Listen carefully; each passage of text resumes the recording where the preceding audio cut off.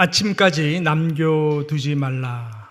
신앙의 로드맵 우리 출애굽기 강의 말씀 17번째가 되는데요. 이 제목으로 본문을 중심으로 말씀을 잠시 증거하도록 하겠습니다. 이 말씀의 뒷배경을 보게 되면 이스라엘 백성들이 출애굽한 지 거의 2달이 되었습니다. 지난번 말씀과 같이 저들이 마라라는 곳에서 어려움을 겪었지만 하나님의 은혜를 경험하고 그리고 장소를 옮겨 엘림에서 좋은 재충전의 시간을 잠시 갖게 되었습니다. 그리고 이제 본격적으로 남쪽 신광야로 저희들이 이제 행군을 하게 됩니다. 문제가 생겼습니다. 다른 것이 아니라 출애굽할 때에 가지고 나왔던 식량들이 거의 다 바닥이 된 것입니다. 우리가 읽지는 않았지만 이 본장인 16장에 저희가 본문을 보았는데 2절과 3절을 보게 되면은 이러한 뒷배경의 내용의 말씀이 증거되고 있는데요. 자, 우리 성경 16장 2절, 3절 말씀을 우리 한번 뒷배경으로 함께 읽도록 하겠습니다. 이스라엘 자손 온 회중이 그 광야에서 모세와 아론을 원망하여 이스라엘 자손이 그들에게 이르되 우리가 애굽 땅에서 고기 가마 곁에 앉아 있던 때와 떡을 배불리 먹던 때에 여호와의 손에 죽었더라면 좋았을 것을 너희가 이 광야로 우리를 인도해내어 이 온 회중이 줄여 죽게 하는도다. 이렇게 저들이 음식이 다 떨어지자 신광야에서 모세를 향하여 원망을 하고 있는 것입니다. 당연히 음식이 떨어지고 먹을 음식은 보이지 않으니까 이러한 원망이 나오는 것이겠죠. 오늘 본문 첫 구절, 두 번째 구절, 11절, 12절에 보게 되면 하나님이 이러한 이스라엘 백성들의 원망을 들으시고 이렇게 답을 하시는 것입니다. 자, 오늘 본문의 첫 두 구절이죠. 11절, 12절 있습니다. 여호와께서 모세에게 말씀하여 이르시되 뭐라 그러죠? 내가 이스라엘 자손의 원망함을 들었노라. 그들에게 말하여 이르기를 너희가 해질 때에는 고기를 먹고 아침에는 떡으로 배부르리니 내가 여호와 너희의 하나님인 줄 알리라 하라 하시니라. 이렇게 하나님이 응답하신 것입니다. 너무나 이렇게 짝이 딱 맞도록 말씀해 주시는 것이죠. 이스라엘 백성들이 어떻게 아까 원망했죠? 과거 생각하면서 우리가 애굽 땅에서 고기 가마 곁에 앉아 있었던 때와, 그죠?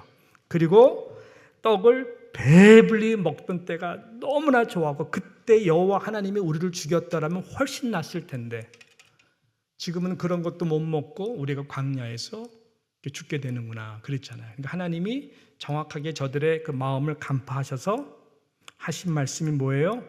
내가 원망함을 들었는데 모세야 그들에게 분명하게 말을 하라. 너희가 해질 때에는 고기를 먹게 될 것이고 그 다음에 아침에는 떡으로 배부르게 될 것이다. 이렇게 말씀하셔서 여러분 잘 아시는 대로 하나님께서 저녁에는 새인 이 메추라기를 보내셔서 고기를 먹게 해주셨습니다. 그리고 아침에는 아주 달달한 저들이 애굽에서 먹던 떡과 비교할 수 없을 정도의 아주 달달한 과자와 같은 만나라고 하는 떡을 하나님께서 내려주신 것이죠. 자, 하나님께서 이렇게 저들에게 메추라기와 고기, 그 다음에 떡을 베풀어 주신 그 이유가 있는 것이죠. 이유는 오늘 12절 아까 읽었던 말씀에 그대로 나오는 말씀입니다. 하반절 그대로이죠. 어떻게 말씀하냐면 내가 여호와 너희의 하나님인 줄 알리라 하라 하시느니라 라고 말씀한 것입니다.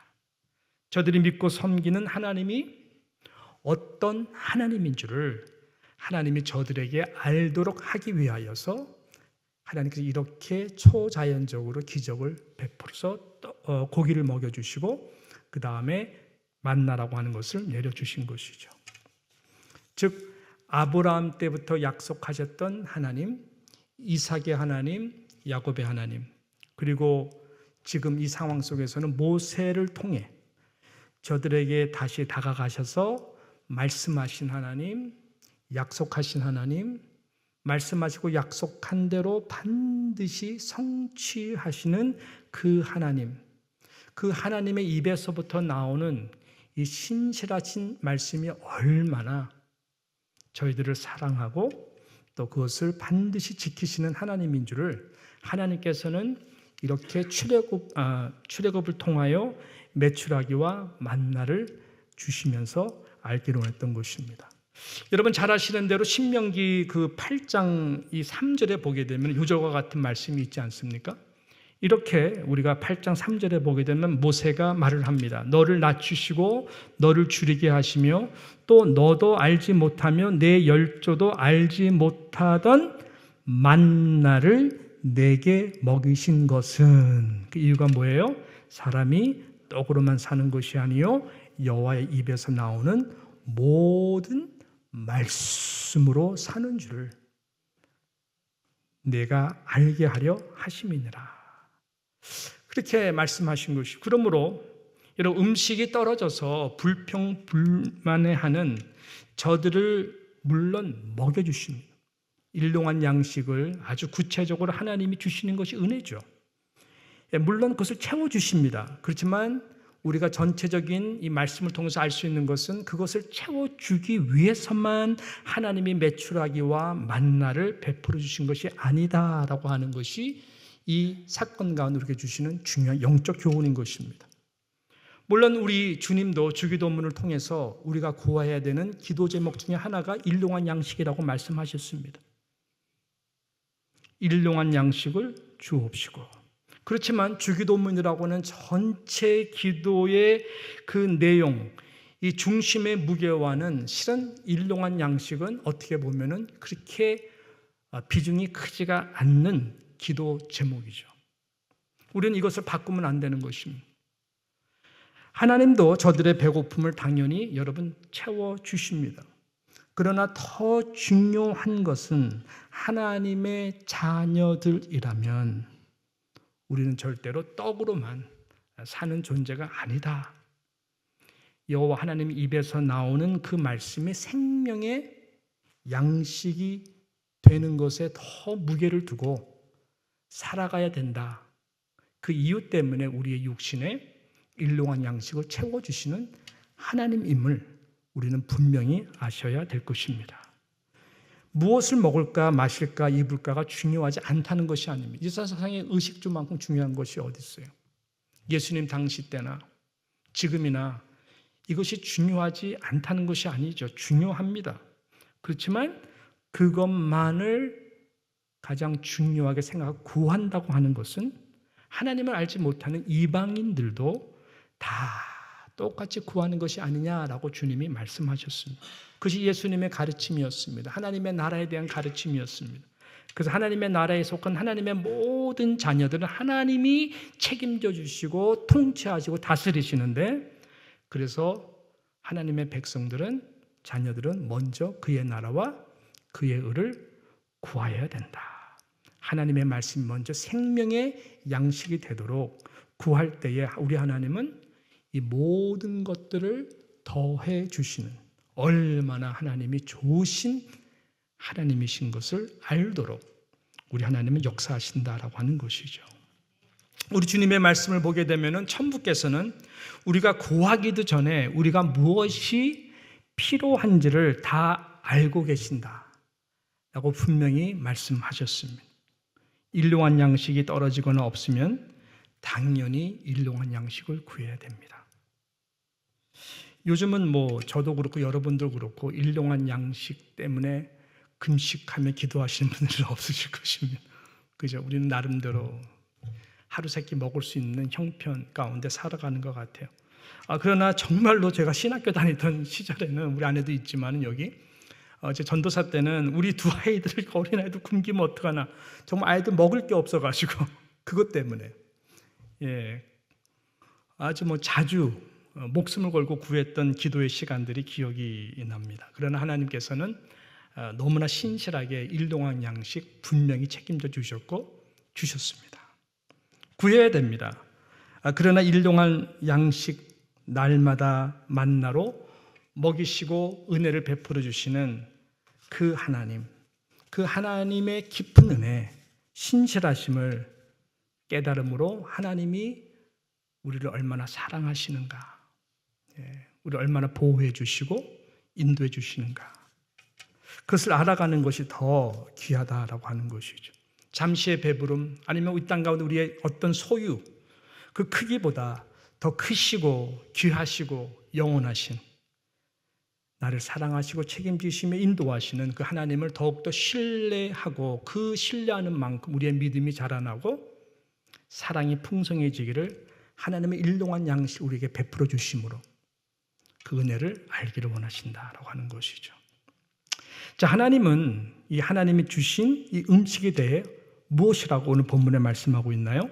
자, 우리 한번 16절부터 또 19절까지 한번 읽어봤으면 좋겠습니다. 이 가운데 주는 중요한 영적 교훈이 있는데요. 우리 16절부터 같이 함께 읽겠습니다. 19절까지.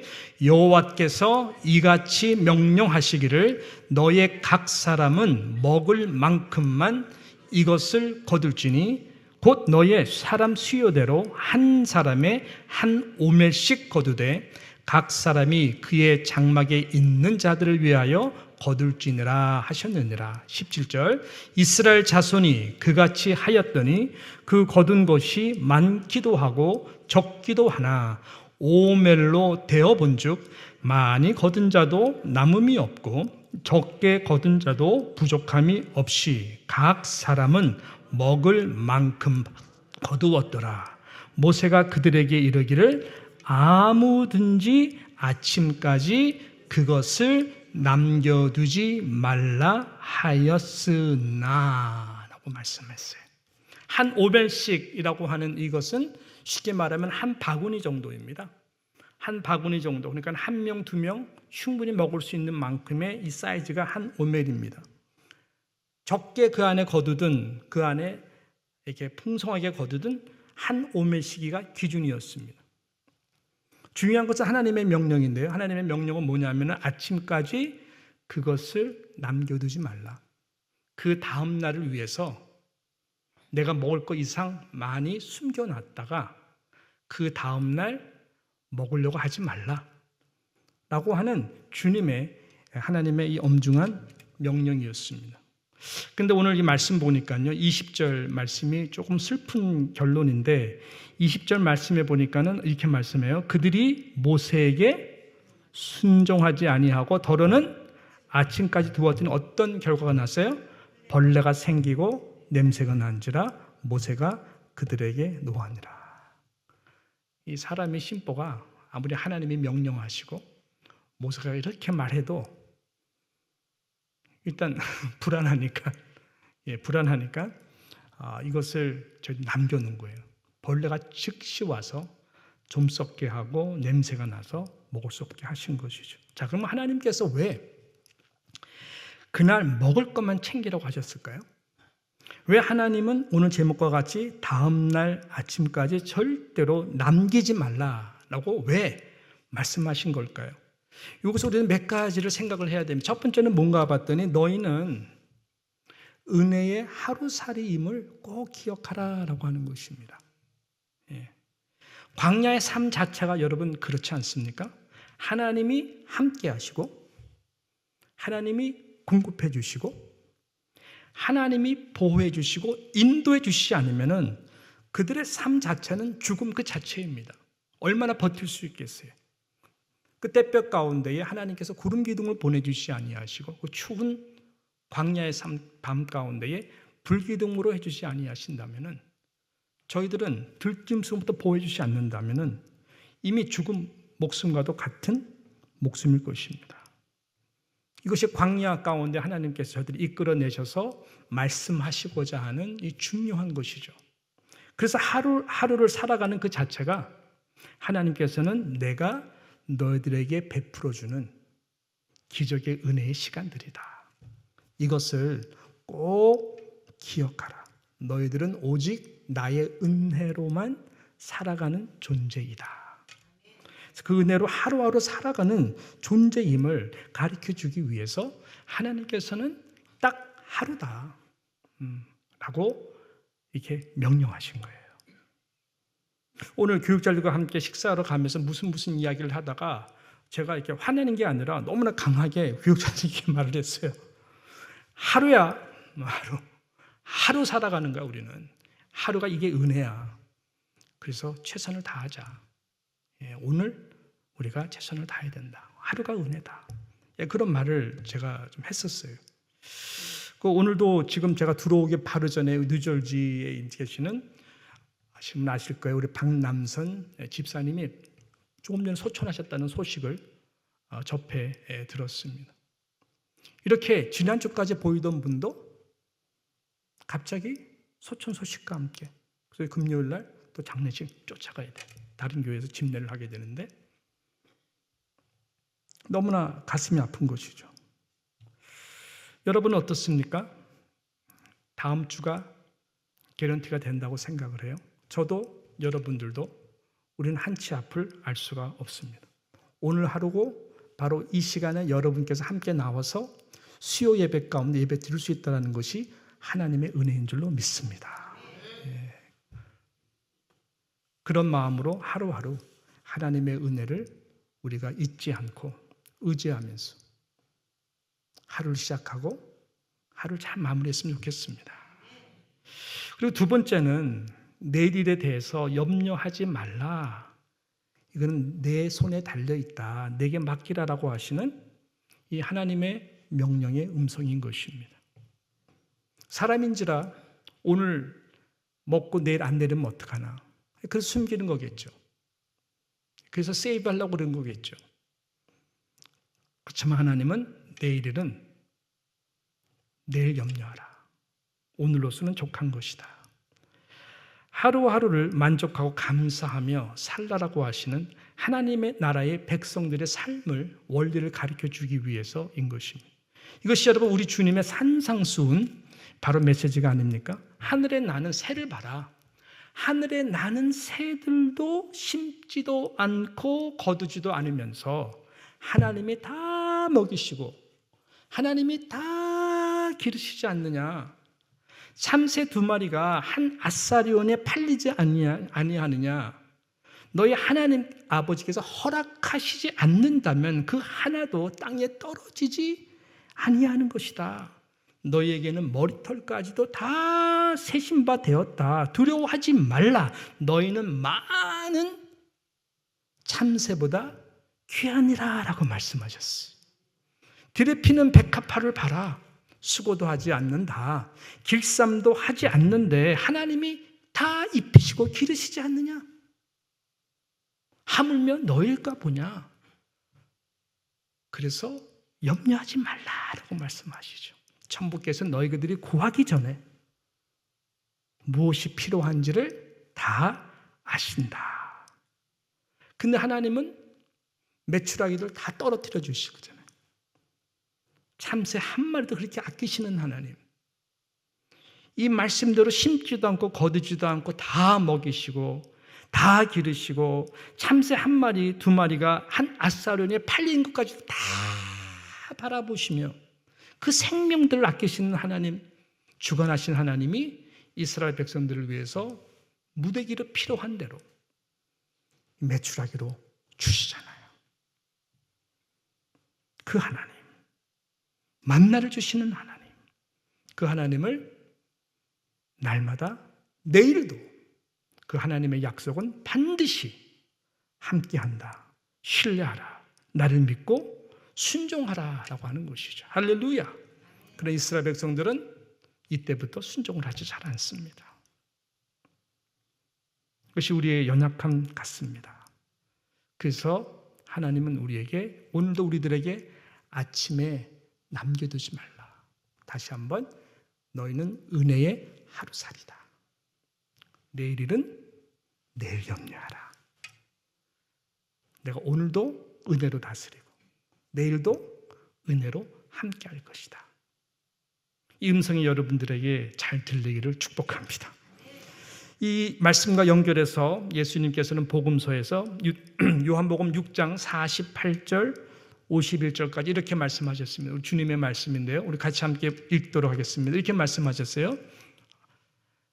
시작. 내가 곧 생명의 떡이로다. 너의 조상들은 광야에서 만나를 먹어서도 죽었거니와 이는 하늘에서 내려오는 떡이니 사람으로 하여금 먹고 죽지 아니하게 하는 것이니라. 나는 하늘에서 내려온 살아있는 떡이니 사람이 이 떡을 먹으면 영생하리라. 내가 줄 떡은 곧 세상의 생명을 위한 내 살이니라 하시니라. 광야에서 너희 조상들이 만나를 먹었다. 만나를 먹었지만 저희들은 광야에서 죽었다. 그렇지만 나는 하늘에서 내려온 떡이다. 그래서 내가 주는 이 생명의 떡을 먹는 사람은 절대로 죽지 아니한다. 이 떡을 먹으면 너희들이 영생하게 된다. 그러면서 주님의 말씀, 이 떡은 곧 세상에 생명을 주기 위한 내 살이다 라고 이 출애굽에서 나타난 이 사건을 예수님께서 성령의 조명함으로 오가는 우리 성령의 시대 가운데에 설명해 주시고 증거해 주신 것입니다. 그러므로 오늘의 말씀의 결론은 우리는 이렇게 연결 지을 수가 있는 것이죠. 예수 그리스도 한 분으로 저와 여러분은 날마다 영원히 만족되기를 주님의 이름으로 축복합니다. 예수 그리스도를 우리가 믿음으로 말미암아 무엇을 먹을까 마실까 입을까 혹시 우리 가운데 염려가 있고 일용할 양식 때문에 기도하는 부분들이 있다면 당연히 하셔야 되겠죠.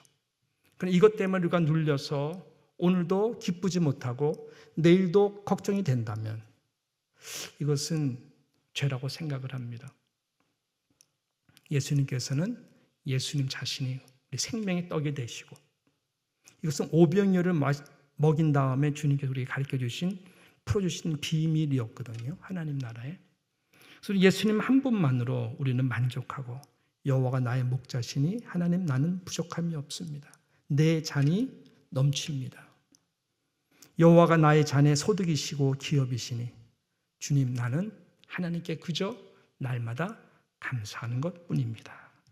이런 신실하신 하나님을 우리가 날마다 우리 삶 가운데에 고백되어지기를 주님의 이름으로 축복합니다. 제가 인도네시아에 있을 때에 정말 정글과 같은 곳, 아주 미지한 곳, 미개한 곳을 이제 한번 선교로 간 적이 있었어요. 전에 계시던 서만수 목사님이 이제 그 이리안자야 파푸아라고 하는 그 정글과 같은 곳에 이제 중학교를 이제 세우고 도와주는 일을 했어요. 너무나 거리가 멀고 험하고 비행기 타고 가고 또 정글로 들어가야 되는 곳이기 때문에 갈 수가 없어요. 잘. 그지만 반드시 가야 되는 일이 있어서 저랑 장로님과 아내와 같이 함께 경비행기를 타고 들어가서 어떻게 들어갔는데 그 당시만 하더라도 거의 발가벗고 사는 아마존 같은 이제 그러한 사람들이에요. 근데 그런 곳에 중학교를 세워서 교장을 세우는데 문제를 너무 많이 일으켜가지고 그래서 이제 그 일을 처리하기 위해서 저도 이제 처음으로 갔습니다. 많은 은혜가 있었죠. 근데 우리가 그렇게 할 수 있었던 것은 그 전에 이 캐나다에서 오신 선교사님이 부부가 그곳에서 오랫동안 사셨어요. 정말 말 그대로 너무나 미개하고 한 100년 전만 해도 식인종이 특실하던 곳이었는데 그런 자들을 개종시켰던 정말 언더우드 아필란젤로 같은 너무나 귀한 선교사님 같은 분이 그 미지아 땅 가운데서 커테지에다가 집을 지어놓고 그분들을 위해서 기도하고 생명의 복음을 전했던 그분들의 흔적이 있는 거예요. 그래서 그분들이 다 이루어온 것을 이제 전에 섬기던 교회가 그곳에 교육을 해야 되겠다. 그래가지고 중학교를 세웠고 많은 열매들이 있었습니다. 근데 교장에 문제가 됐던 것이죠. 돈 문제 여러 가지. 그래서 이제 그 일 때문에 갔는데 제가 그 커테지에서 이렇게 지내면서 저 은혜를 받았던 것이 뭐였냐면은 이 문 딱 나가는 문에 성경 구절이 다 있어요. 그래서 그 성경 구절이 뭐였냐 봤더니 그게 에레미야 애가 여러분 잘 아시는 3장에 나와 있는 이 말씀이었었어요. 아까 실은 우리 목사님이 불렀던 찬송인데 여호와의 인자와 긍휼이 무궁하심으로 우리가 진멸되지 아니함이니이다. 이것들이 아침마다 새로우니 이것들이 아침마다 새로우니 주의 성실하심이 크도소이다. 내 심령에 이르기를 여호와는 나의 기업이시니 그러므로 내가 그를 바라리라 하도다. 기다리는 자들에게나 구하는 영혼들에게 여호와는 선하시도다. 사람이 여호와의 구원을 바라고 잠잠히 기다림이 좋도다. 이 말씀 구절이에요. 그러니까 이분이 아침마다 탁 일어나서 아마 그 미개한 발가벗고 사는 그 정말 소통이 안 될 것 같은 그 엄청난 문화에서 살아가는 미개한 사람 나갈 때마다 부부가 이 말씀을 다시 한번 듣고, 내 마음이 뭐 낙심되오나 이것을 내가 내 마음에 담아두었더니 오히려 나의 소망이 되었어. 그러면서 나오는 말씀이 바로 이 말씀이에요. 어제의 낙심되는 일들을 탁 내려놓고 오늘 하나님의 신실하심을 내가 믿고 기다리는 자에게 반드시 하나님의 때 구원을 주신 하나님을 믿고 영혼을 섬기자. 복음을 증거하자. 그리스도의 생명이 저들 삶 가운데 나타나도록 하자. 매일매일 그러셨구나. 그게 탁 느껴지더라고요. 그래서 얼마나 인내하시면서 뿌려놨는지 이 복음의 열매들이 참 많았어요. 그래서 거기에 참 감동을 받았었습니다. 하나님이 이스라엘 백성들을 지금 그렇게 다루시는 것이죠. 무에서 유를 창조하신 하나님, 도저히 먹을 것이 없어 불평불만하는 자들에게 마음껏 고기 먹도록 떡을 먹도록 하시고, 그걸 통해서 사람이 떡으로만 사는 것이 아니라 내 입에서 나오는 모든 말들 다시 돌아가지도 않고 떨어진 말 다시 하늘로 올라가지 않는 내 입에서 나가는 말은 얼마나 신실한지, 믿는 자들에게, 구원을 기다리는 자에게 예수 그리스도의 살, 세상에 생명을 주는 그 일을 위해서 나가는 모든 자들에게 우리 하나님은 오늘도 저와 여러분에게 은혜를 주셔서 살아있게 하시고 예배하게 하시고 교회를 섬기게 하시고 또한 내일을 허락해 주시고, 할렐루야, 이런 신실하신 하나님을 찬양합니다. 이 은혜 앞에 말씀에 비추어 우리 함께 반응하고, 그렇습니다, 하루가 하나님의 은혜입니다. 내일 하나님 앞에 의탁합니다. 우리의 모든 인생의 짐까지도 하나님 앞에 우리가 내어드릴 수 있는 그러한 은혜가 모두에게 임하기를 주님의 이름으로 축원합니다.